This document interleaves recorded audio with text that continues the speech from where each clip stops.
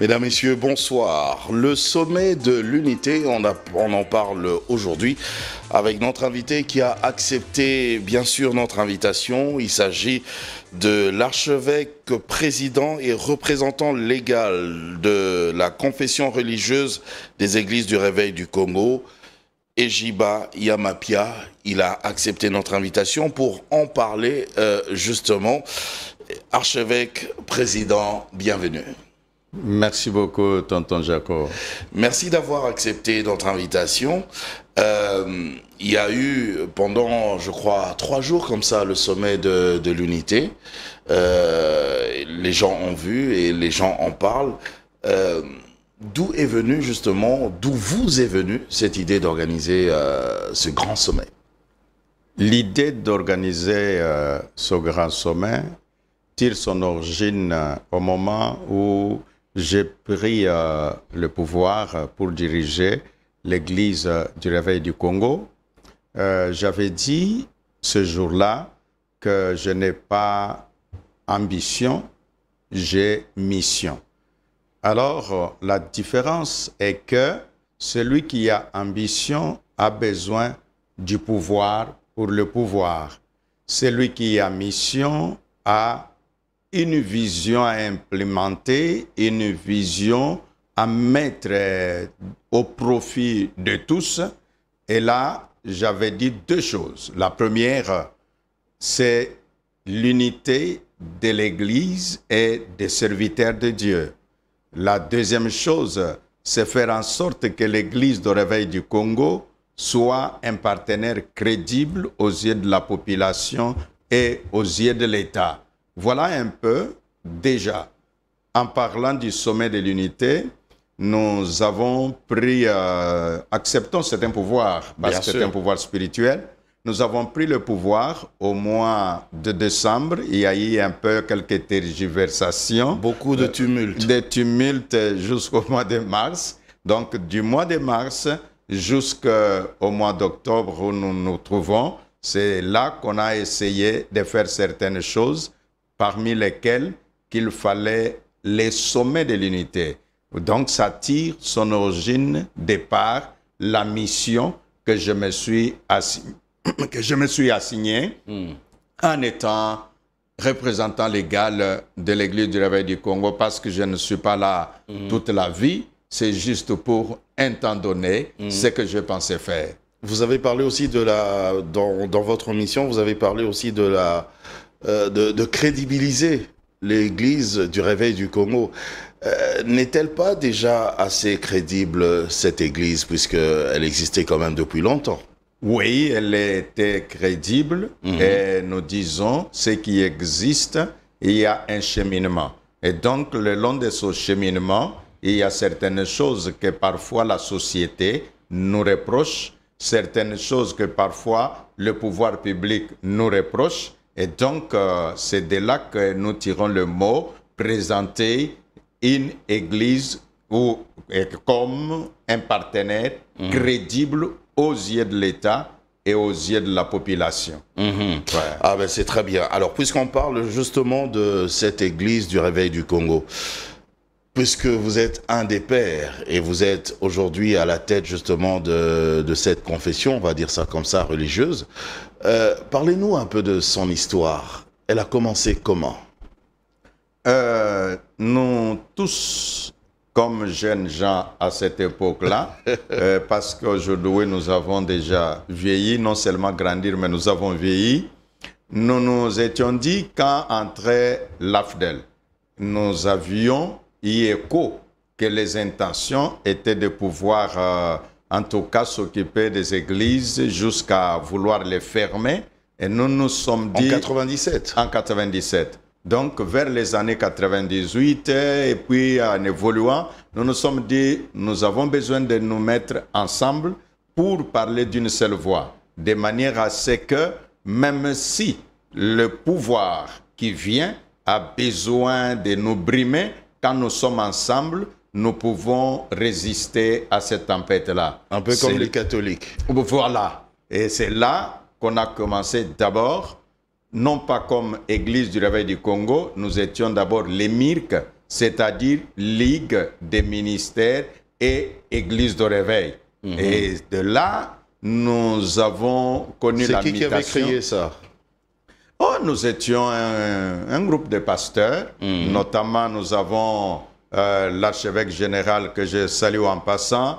Nous avons l'apôtre Mbie, nous avons le général Soni Kafuta, nous avons le bishop Mwanza Mwanza, nous avons l'archibishop Coutinho Fernando. Nous avons vraiment beaucoup de serviteurs de Dieu et qu'on avait mis en place la Ligue des ministères de réveil. Et c'est de là que la suite vers les années 2001-2002, nous avons fait la mutation pour devenir l'Église de réveil du Congo. Et d'ailleurs, pour les amis qui nous suivent en ce moment, à l'origine de la LEMIR, quand nous commençons, il a fallu trouver un président. Et nous avons dit non, nous voulons exercer la démocratie, nous allons aller au vote. Et parmi les votants, ou enfin parmi les candidats, j'étais candidat à ce moment-là, moi candidat, l'archevêque général Albert Kankienza candidat, l'apôtre Tripogé Mukendi candidat, et la constituante, donc ceux qui étaient là comme des électeurs, ont mis les choix sur l'archevêque général Albert Kankienza et il nous a conduits comme ça pendant près de 18 ans. Et vous l'avez laissé faire, c'est un peu, je vais dire, c'est un peu pour ça qu'il y a eu grogne au sein de l'Église du Réveil. Qu'est-ce que vous en dites? Oui, nous devons aussi savoir que nous sommes... Les gens pensent qu'il a abusé quand même de son pouvoir.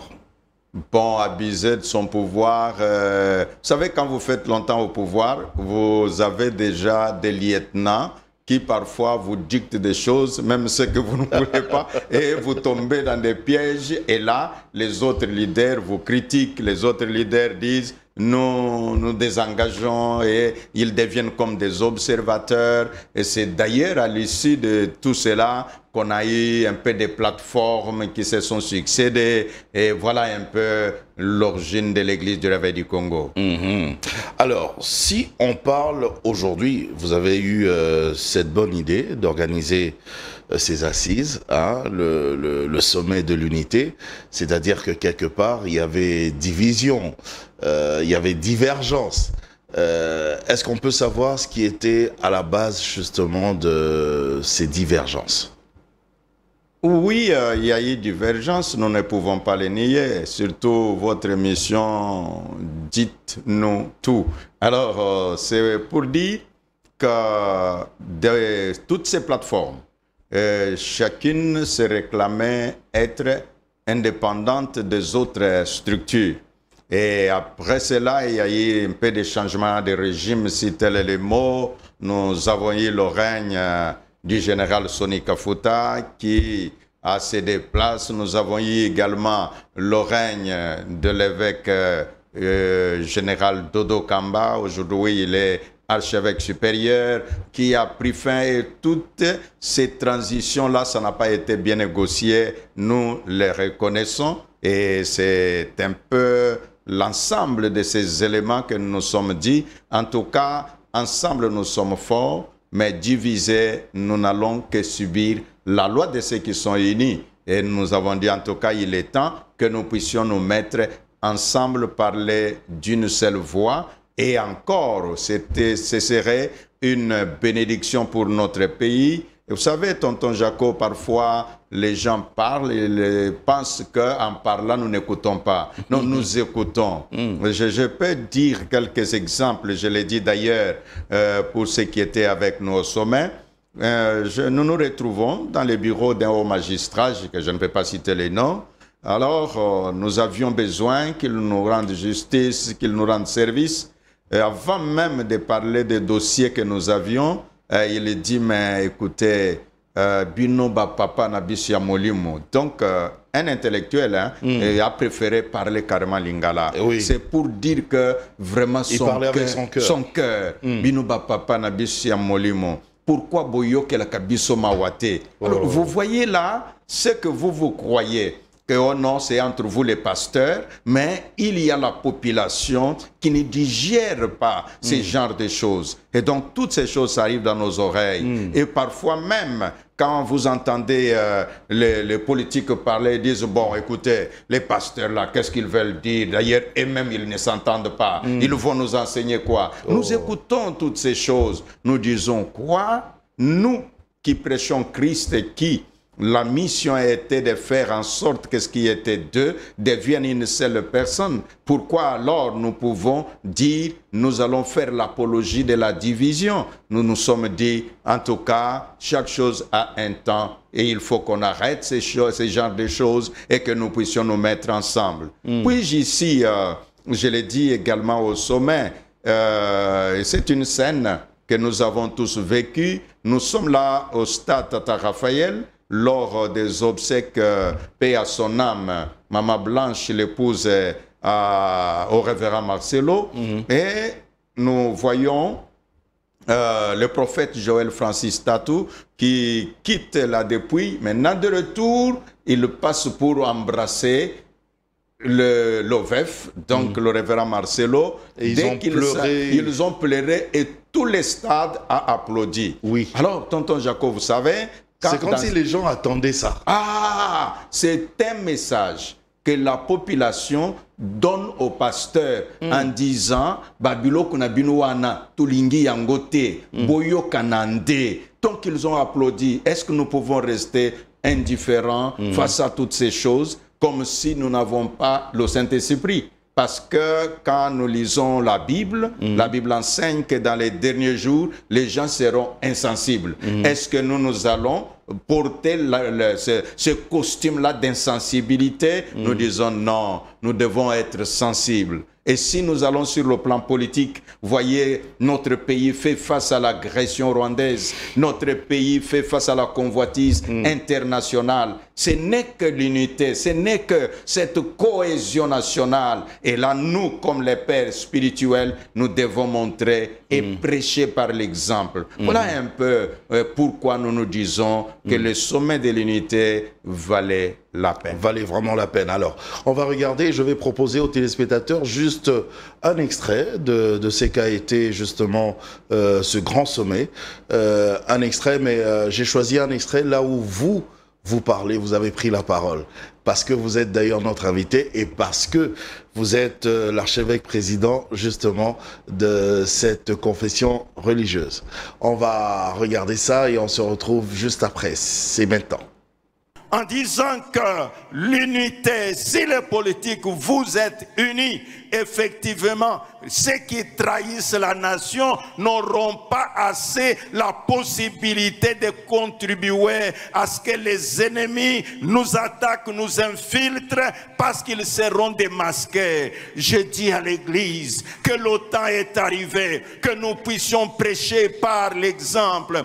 Église de réveil, mouvement charismatique, parce que nous parlons en langue, parce que nous prêchons la croix qui est le lieu de rassemblement. Nous, comme leaders, comme serviteurs de Dieu, commençons par être ensemble. Les politiques apprendront. Lui-même, le chef de l'État, disait, mais vous, des petites choses comme ça, c'est sur Facebook. Vous avez suivi? Un des orateurs a dit tout à l'heure, je citais le révérend Marcelo, il a dit que maintenant, nous n'allons plus exposer nos défauts sur la place publique, mais nous allons nous corriger en nous rencontrant mutuellement, en parlant comme des frères, comme des sœurs, en sachant qu'en toute chose, ce n'est pas pour qu'on me voie moi superstar, super saint, mais que l'on voie, c'est Jésus-Christ qui gagne. C'est Jésus-Christ qui est le Seigneur des Seigneurs. C'est par ces paroles que je dis que l'Éternel Dieu bénisse l'Église de la République démocratique du Congo. C'est par ces paroles que je dis que l'Éternel Dieu bénisse le chef de l'État, Félix Antoine Tshisekedi Tshilombo. C'est par ces paroles que je déclare paix en RDC, unité en RDC, bénédiction en RDC, au sommet pour la gloire de l'Éternel, je déclare. Archevêque président, Oui, tonton Jacob. est-ce que vous pensez que le message est passé? Je le crois fermement. Parce que c'est fort ce que vous avez dit. C'est fort ce que vous avez dit. Nous prions pour que là où se sont arrêtées nos paroles, l'Esprit de Dieu continue son travail. Et en même temps, c'est pour cette raison d'ailleurs que je suis venu à votre émission pour que nous continuions d'amplifier son message, pour dire que nous avons besoin de toutes nos forces. Nous avons besoin de tous ces hommes de Dieu, de toutes ces femmes de Dieu qui se réclament de mouvements de réveil, qui se réclament de mouvements charismatiques, que nous puissions être en mesure de parler en langue pour l'unité et non pas parler en langue pour nous séparer. Alors, j'ai aimé ce que vous avez rappelé, je pense, la pensée du pasteur Marcelo qui a dit que désormais, vous allez régler vos différends entre vous, en privé, entre frères.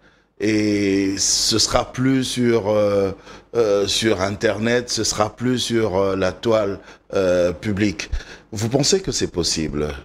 Oui. D'ailleurs, si tonton Jacob me pose des questions où je dois vouloir exposer un frère, je vais éviter volontairement cette question-là. Comme des questions du genre, qui sont des faux pasteurs? Qui sont des faux pasteurs, qui sont les vrais pasteurs, et je dirais... Qui sont dans la magie?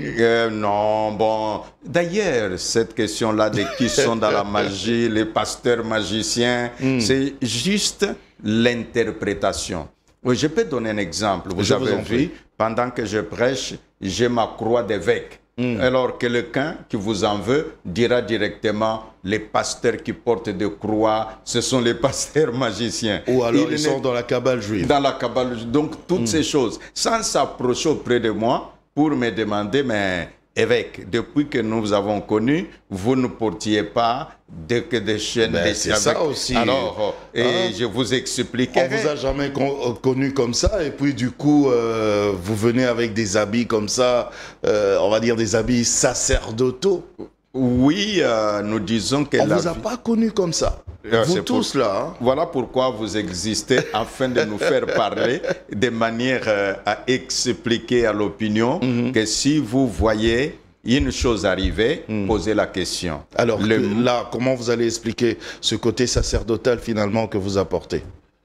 Il y a un passage biblique qui dit l'homme voit l'apparence tandis que Dieu voit le cœur. Exactement. Et nous avions, à ce moment-là, dans notre zèle de l'évangile, nous avions mis seulement du côté cœur. Or, le cœur, c'est Dieu qui connaît combien vous êtes saint, c'est Dieu qui connaît combien vous êtes loin.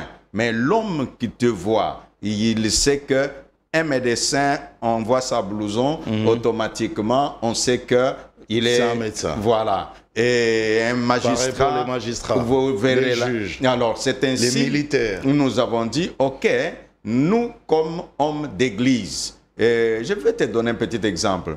J'arrive aux États-Unis, un ami américain, il m'a dit, bon, d'ailleurs, avec l'école pastorale, ça ne chasse pas les démons. Oui. Moi, je lui ai dit... J'ai entendu ça aussi. Voilà. Je lui ai dit, bon, mon école pastorale, ce n'est pas pour chasser les démons, mais c'est juste un signe. Nous arrivons à l'aéroport, il n'y avait plus de place. Et les gens négociaient, mais c'est l'homme qui était là au guichet. Il me regarde, il m'appelle, et puis il dit, tu es homme de Dieu? Moi, j'ai dit oui, je suis homme de Dieu. Oui, je l'ai remarqué par ton col pastoral. En tout cas, je ne peux pas laisser l'homme de Dieu traîner comme ça. Alors, je te donne, je n'avais qu'une seule place qui restait. Et il m'a donné, ce n'est pas parce que je parlais en langue, mais juste parce que j'avais mon col, c'est un signe distinctif. Et donc, les gens doivent comprendre qu'il n'y a pas... Mais au début, vous ne faisiez pas ça.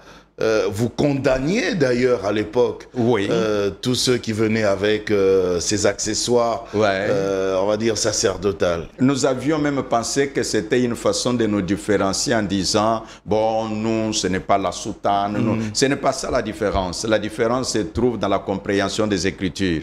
La différence se trouve dans ce que vous croyez. La différence se trouve de la manière dont vous pratiquez la parole de Dieu. Et c'est ce qui fait la totale différence. Les autres l'accoutrent autrement, oui, ce sont des signes distinctifs.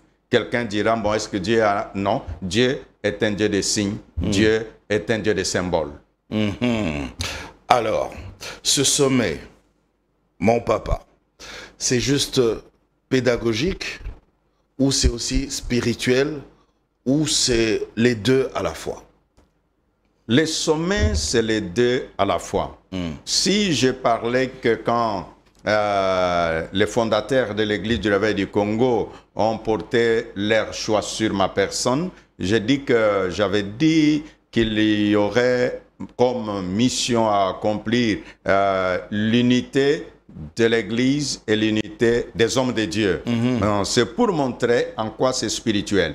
Parce que maintenant, comme nous avons commencé le sommet avec les hommes de Dieu, nous appelons cela, c'est l'unité des individus, c'est l'unité des personnes. Mais au fur et à mesure nous évoluons, nous allons arriver à ce que nous appellerions l'unité organique. L'unité organique, c'est quand les différents individus, les différentes personnalités, ayant compris que c'est ce qu'il nous faut, alors nous voyons dans les structures existantes, parce que la porte est ouverte. Je dis même à mon comité actuel que ne fermons pas la porte à qui que ce soit. Donc il y a de la place pour tout le monde. Et quand nous disons qu'il y a de la place pour tout le monde, là nous faisons maintenant référence à l'unité organique. Qui dit l'unité organique, l'institution ecclésiastique est en même temps une organisation, en même temps un organisme. En tant qu'organisation, c'est là que les hommes se retrouvent, qui est président, qui est chef de département, qui est vice-président. Mais en tant qu'organisme, c'est là qu'il y a la valeur spirituelle. Or, de ce que nous disons valeur spirituelle, c'est par là que nous proclamons que le spirituel gouverne le matériel.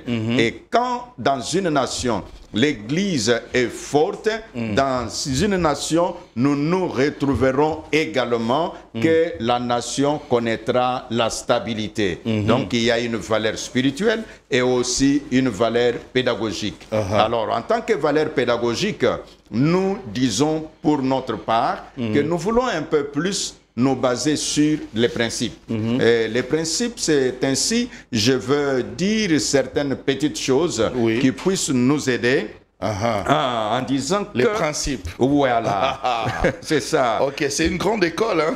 Vraiment.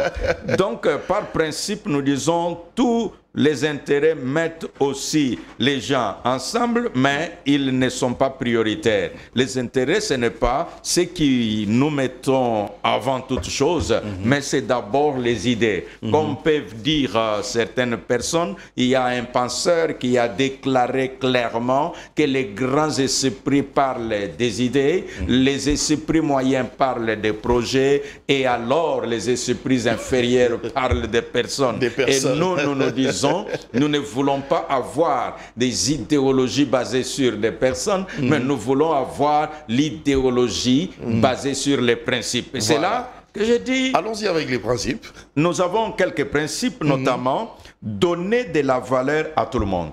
C'est ça ce que nous voulons avoir comme principe. Dire, tonton Jaco a de la valeur, l'autre frère a de la valeur. Comme principe, le leader doit développer l'art de garder les gens ensemble. Donc le leader doit toujours être attentionné pour savoir si les gens me quittent, pourquoi ils me quittent. Et quand vous apercevez les choses de cette manière, vous fournirez un effort tant que cela dépend de vous. Mais parce qu'il y a quelqu'un qui peut vous refuser par principe. Par principe, ça veut dire que lui, le visage de tonton Jaco ne lui plaît pas. Quel que soit ce que tonton fera, il ne changera pas. Bon, celui-là vous a refusé par principe. Et là, vous ne pouvez rien faire. On respecte son choix. Son choix. Et donc, nous disions aussi que nous devons aider les autres à gagner sans attendre quelque chose en retour. C'est ça ce qui fait le poids de tous ces grands leaders, des gens comme Mandela. Si Mandela pouvait dire, dans tout cela, être en prison, je gagne quoi? mais il accepterait facilement d'être avec ses bourreaux et d'être avec les autres pour être nommé à tel poste et à tel autre poste. Mais il a dit non, la liberté du Sud-Africain m'intéresse beaucoup, que j'accepte que moi je souffre pour qu'un jour le Sud-Africain puisse aussi avoir cette possibilité de vivre comme les autres nations. Exactement. Et pour y arriver, j'ai imaginé 15 choses que le leader doit faire. 15 choses que le leader doit faire. Il ne pourra jamais retenir tout ça. Bon, il y a des hommes qui peuvent facilement écrire même 3, même 4. Et d'ailleurs, c'est ce qui peut permettre qu'il puisse avoir l'émission même après que nous et vous nous suivre en rediffusion. Ils peuvent noter. Donc, c'est 15 choses. La première chose qu'un leader doit faire, c'est surmonter l'effet des rumeurs, des questions et des controverses sur sa personne. Donc, le leader doit surmonter ça. Il y a trop de controverses autour de moi. Comment faire? C'est difficile. Comment surmonter les rumeurs? On dit que. Et puis c'est lui qui te parle. Fake news. Ne te dira même pas qui a dit. Il dit c'est tout le monde qui parle. Et quand vous demandez à tonton Jaco dit je ne connais pas. Mais celui qui a parlé a dit que tout le monde en parle. Ça, ce sont des rumeurs. Le leader est appelé à surmonter cela. La deuxième chose, le leader doit respecter les principes en vue de bâtir une grande institution. Les grandes institutions ne sont pas bâties sur des idées passagères. Non, c'est bâti par des principes. Il est dit clairement, les principes sont universellement les mêmes, mais sauf leur application dépend d'un lié à un autre. Donc on ne peut pas, parce que l'application en RDC dépendrait de combien je possède et donc son principe devient changeable. Non, le principe demeure le même, mais sauf sa façon d'appliquer qui peut changer d'un lié à un autre. À ce moment-là, on peut bâtir une grande organisation ou une grande institution. Et parce que je parlais des choses à faire par les leaders, ne pas penser à l'argent à obtenir, plutôt à l'aide à offrir. Donc, quand le leader est dans une position, là, je peux dire dans tous les sens, que vous soyez politique, que vous soyez ecclésiastique, ne pensez pas d'abord à l'argent. Pensez à l'aide à offrir. Qu'est-ce que je peux faire pour l'organisation? Comme disent certains, dans certaines nations, on dit ne dis pas qu'est-ce que mon pays fera pour moi. Non, votre pays vous a déjà donné. Allez faire pour votre nation. Oui, parce que si vous avez étudié, c'est la nation qui vous avait fait étudier. Si vous avez la sécurité, c'est la nation qui vous permet d'être en sécurité. Et donc, posez-vous la question, qu'est-ce que moi, je ferai pour la République démocratique du Congo, que vous soyez pasteur, que vous soyez homme politique, ou en tant que pasteur, qu'est-ce que je ferai pour l'Église du Réveil du Congo, au lieu de penser toujours qu'est-ce que j'aurai à l'Église du Réveil du Congo. Donc là, alors, sur ce point-là, je pense que c'est pas que pour le leader, c'est pour tout le monde. C'est pour tout citoyen. Moi, ça me concerne. Ça concerne tout le monde. Oui. Tout le monde. Parce que, vous savez, j'ai dit à certains responsables que l'Église est la meilleure institution pour former les patriotes. Ah oui? Oui.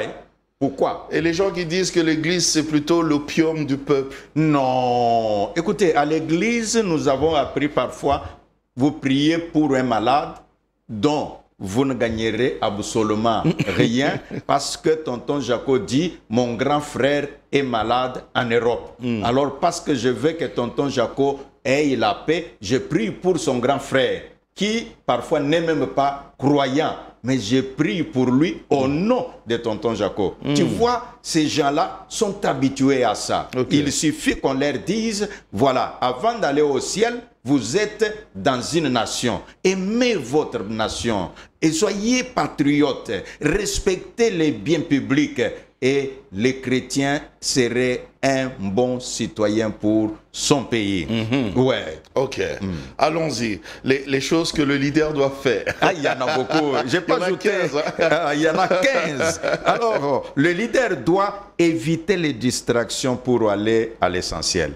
Donc, de temps en temps, on s'accroche à l'accessoire et on est en train de sacrifier l'essentiel. Le leader doit éviter un leadership artificiel basé sur le make-up. Et oui. Le leadership artificiel basé sur le make-up, ça veut dire... Sur le cosmétique.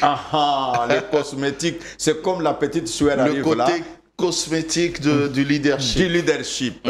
Donc, que ce soit le politique, que ce soit l'ecclésiastique, en tout cas, refusons le leadership artificiel. Soyons profonds dans ce que nous faisons. Soyons profonds dans les services que nous rendons à la nation. Soyons profonds dans les services que nous rendons. Donc, chacun, que tu sois médecin, que tu sois magistrat, que tu sois enseignant, que tu puisses abandonner le superficiel basé sur le make-up, mais que tu sois profond pour rendre le véritable service à ton prochain. Apparemment, l'apôtre Léopold Mutomboka Lombo avait parlé de ça quand il avait pris la parole. Exact. Il avait évoqué ça. Il avait évoqué, c'est là que nous disons que le sommet, non, c'était un moment formidable, un moment des échanges. Tu vois, avec toute l'expérience qu'a l'apôtre Léopold, quand nous parlons de l'église de réveil, ce sont les piliers. Alors, il a parlé avec cœur. Il a montré le rôle de père. Il a montré comment on peut considérer un père. Et donc, c'était une façon, comme disent les gens, si on n'a pas de père, on n'a pas de repère. Alors, j'avais une question, archevêque président. Je suis à votre disposition. Il y a eu le sommet de l'unité. Alors, est-ce que cette unité sera uniquement au niveau des personnes ou ce sera aussi au niveau de, allez, on va dire de la doctrine, de la sainte doctrine? Parce que parfois nous remarquons dans les enseignements que telle église, il prône telle chose, tel autre pasteur rejette cette chose, mais prône autre chose, et ainsi de suite. Est-ce qu'on peut avoir cette unité aussi au niveau de l'exégèse même de la parole de Dieu? Oui, nous avons reconnu ça quand je faisais les consultations, et puis quand nous sommes allés au sommet, tous les leaders, c'est parmi des résolutions. Nous sommes accordés que nous devons avoir de temps en temps les pastorales. Pourquoi pastorales? C'est pour susciter certaines questions. Et sur des questions théologiques? Théologiques, exact. Nous devons enseigner la génération montante. Si nous faisons ça, pourquoi nous le faisons? Et de deux, nous avons convenu aussi que nous allons avoir les états généraux de l'Église de réveil du Congo. Et donc, avec les états généraux, nous dirons, bon, il y a certaines questions que nous pouvons clarifier. Exemple, si un papa pasteur meurt, alors est-ce que son fils peut remplacer? Est-ce que c'est légitime? Est-ce que c'est biblique? Sur base des Écritures, nous allons montrer cela et les gens vont comprendre que parfois on jette des pierres sur les héritiers pour rien et qu'il y a des bases bibliques. Et il y a aussi la différence entre les opinions et la doctrine. Si là-bas on accepte que la femme prêche. Que la femme prêche, et de l'autre côté, on n'accepte pas. Est-ce que c'est une doctrine? Comment vous allez faire? Essayez de mettre tout le monde ensemble, quoi, par rapport à la parole de Dieu. Par rapport à la parole de Dieu, il y a ce qu'on appelle doctrine. Exemple. Le foulard, pas le foulard. Non, ça, ce n'est pas la doctrine. Ok. Ça, c'est une opinion. Si vous lisez la parole, quand l'apôtre Paul parle, il a même dit, maintenant, ce n'est pas le Seigneur, c'est moi qui parle. Ça, c'est lui-même Paul qui dit ça. Alors, nous disons qu'il y a des doctrines, notamment la sanctification. Ça, c'est la doctrine fondamentale de l'Église. Et notamment la doctrine des anges. Ça, c'est une doctrine. Le salut, c'est une doctrine. Donc ça fait partie de la saine doctrine. Voilà. Okay. Et là, dans les états la généraux... La saine doctrine, elle est comme ça, inchangeable, et c'est comme ça. Et c'est comme ça. Ok. Les autres, ça, ce sont des opinions... Non, des opinions. Chez moi, la femme porte les pantalons en allant à l'église, tandis que chez tonton Jaco, la femme ne porte pas les pantalons. Mais l'erreur, c'est quoi? Vous visitez l'église de tonton Jaco, et la fille vient en pantalon depuis la maison, mais à la porte de l'église, elle ajoute maintenant le pagne. Et qu'est-ce que tonton Jaco fait? C'est au risque de former les hypocrites. Or, les hypocrites n'hériteront pas le royaume des cieux. Mais vous avez trouvé, justement, à votre niveau, en tant que chef, des mécanismes, justement, c'est vrai, il y aura les états généraux, mais il y a des mécanismes déjà que vous avez prévus pour que vous mettiez ensemble quand même autour de tout ça. Oui, nous avons dit, je me rappelle... Parce qu'après, ça complique les croyants, les fidèles. Ça les complique. Les fidèles... Ils ne savent plus qu'est-ce qui est biblique, qu'est-ce qui ne l'est pas. Qu'est-ce qui est la vérité, qu'est-ce qui ne l'est pas. Les fidèles, ou les croyants, ou les sympathisants, selon les termes, ne pouvaient pas se compliquer parce que c'est comme nous sommes dans une même famille. Et il y a Papa Kouloutou, ses enfants préfèrent ça. Et puis il y a Papa Leki, ses enfants ont vécu comme ça. Chez eux, ils mangent pas les pommes de terre. Ouais. Là-bas, on mange les pommes de terre. Donc nous sommes tous les enfants de la même famille. Qui veut dire... Maintenant, comment expliquer à tous les enfants que la pomme de terre, c'est bon, comme le foufou aussi, c'est bon. Donc on doit tout manger. Et on peut même expliquer à l'autre que il y a l'autre qui ne mange pas de champignons à cause de sa santé. Ah, parce qu'il est allergique. Il est allergique. Et donc, il ne peut pas faire une doctrine qu'on ne mange pas. Non. Et on va s'expliquer quand nous aurons les pastorales. Et c'est là qu'il y aura des enseignements. Enfin, je pose cette question parce que quand vous allez, par exemple, à l'église catholique, vous allez voir que l'église catholique, par exemple, les dimanches, eh ben, c'est le même enseignement partout, dans toutes les paroisses. Il n'y a pas tel curé, tel monseigneur, tel monsieur l'abbé qui prêche autre chose à sa manière. C'est vraiment... et ils ont tous les catholiques, ils ont la même explication sur les mêmes messages. Mais chez nous, l'église de réveil, c'est un peu compliqué. Alors, comment expliquer ça? C'est pour ça qu'il y a même des débats aussi, je vois parfois... Je suis déçu quand je vois ça, des débats autour de la parole de Dieu. Bon, les débats, il y a toujours à voir. Même à l'époque des apôtres, il y en avait eu. C'est pourquoi Actes des apôtres, chapitre 15, a existé. C'est à cause des débats. Nous ne pouvons pas éviter les débats. Mais à l'église catholique, vous avez cité cet exemple. C'est bien structuré. Personne ne fait les choses à sa manière. Non, savez-vous qu'il y a beaucoup de congrégations? Quand vous parlez des jésuites, il y a des jésuites. Ils ne sont pas que les autres. Il y a toujours un peu de petites différences par-ci, par-là. Alors, nous, Église du Réveil, nous disons, comme la Bible enseigne, diversité de manifestations, mais le même Saint-Esprit. Et c'est ce que nous avons accepté. Le même esprit. Le même esprit. C'est ça qui est important. Donc, qui peut opérer dans... Tonton Jaco d'une manière, dans l'archevêque Juba d'une autre manière, mais le tout, quand nous les cernons à l'issue de la parole, nous disons, c'est la Bible. Mon archevêque. Oui, tonton Jaco. Dans ce sommet, excusez-moi de poser cette question, c'est vrai, ça s'est bien passé, certes, mais il y a quand même quelques personnes qui ont été déçues parce que elles n'ont pas vu certains visages.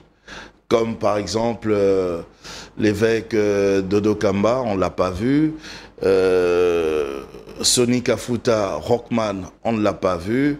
Le big prophète Emmanuel Lumbu, on ne l'a pas vu, pour ne citer que cela. Qu'est-ce que vous dites? En tout cas, que notre population soit calme. Le sommet de l'unité a été un grand succès. C'est vrai, parce qu'il y a ces leaders avec leurs grands noms, leurs grandes renommées qui n'ont pas été avec nous.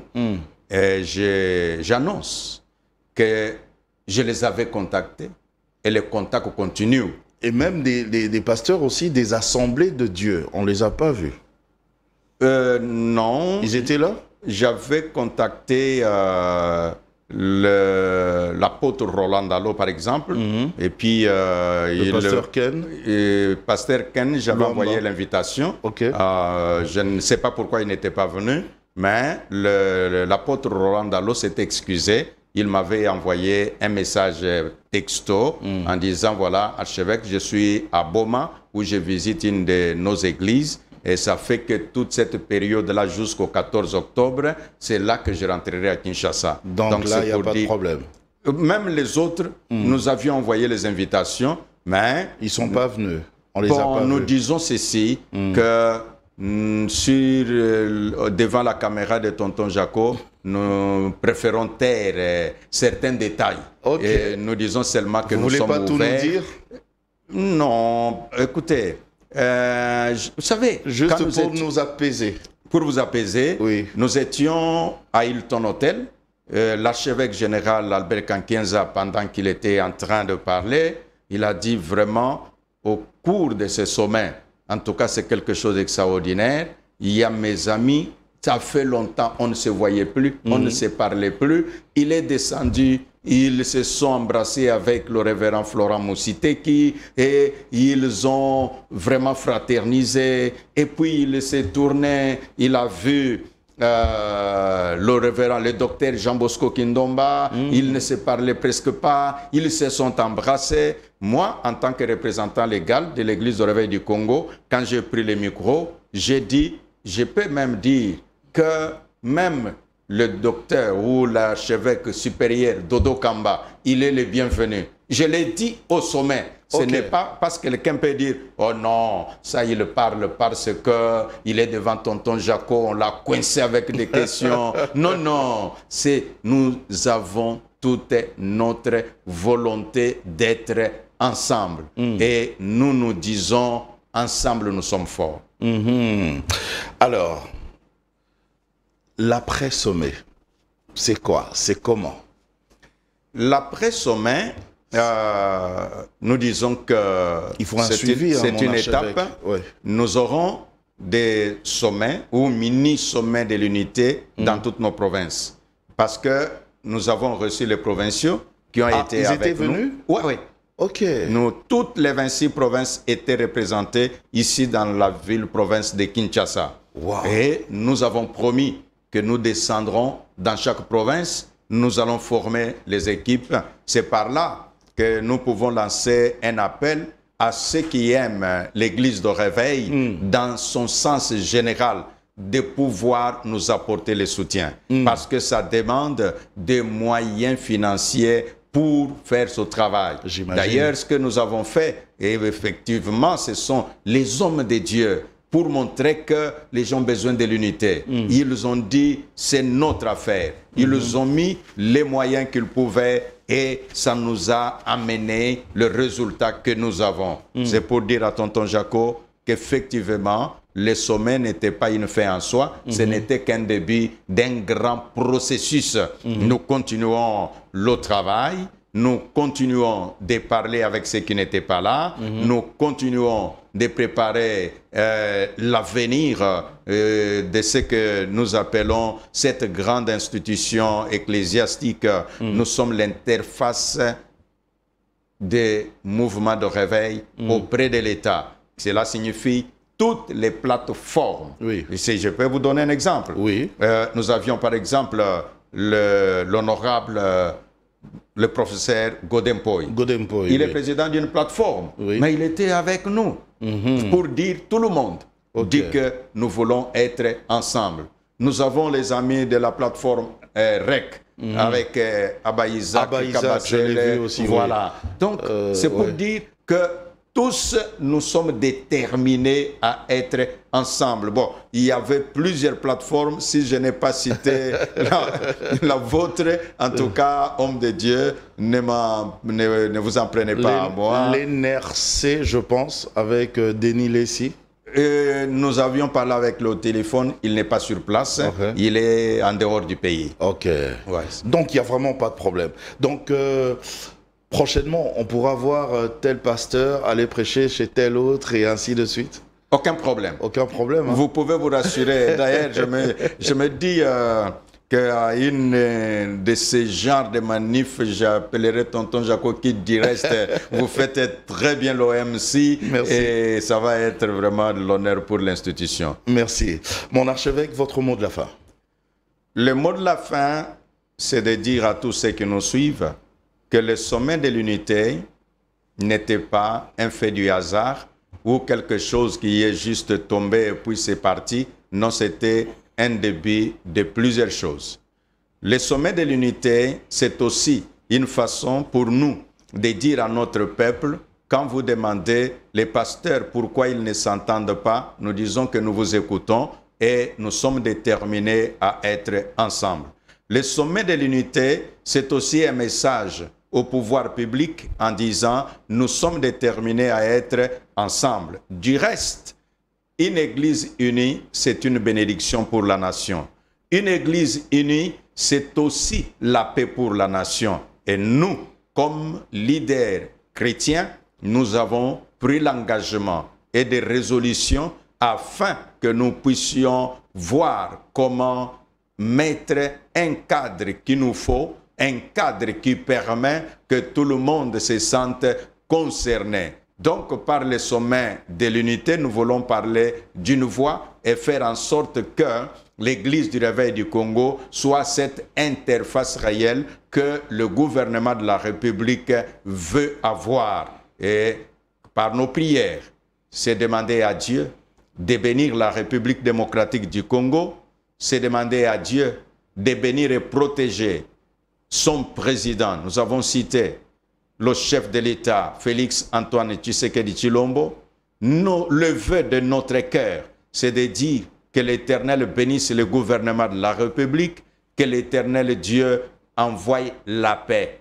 Jésus-Christ, Prince de paix, c'est lui notre Seigneur, et nous savons que toutes nos prières auront leur exaucement. Et à vous tous qui nous avez suivis, en tout cas, shalom, que Dieu vous garde.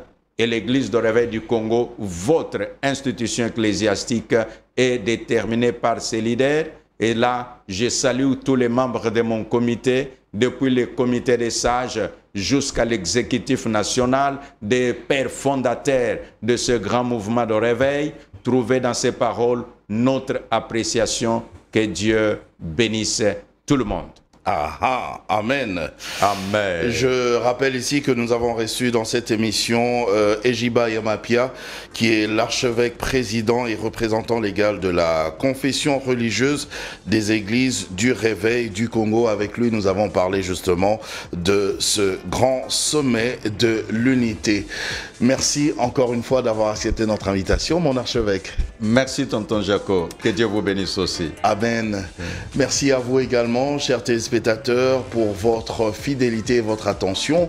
On va se retrouver la prochaine fois dans un autre numéro de Dites-moi tout, mais en tout cas, passez une bonne suite de programmes sur Univers Télévision. Au revoir.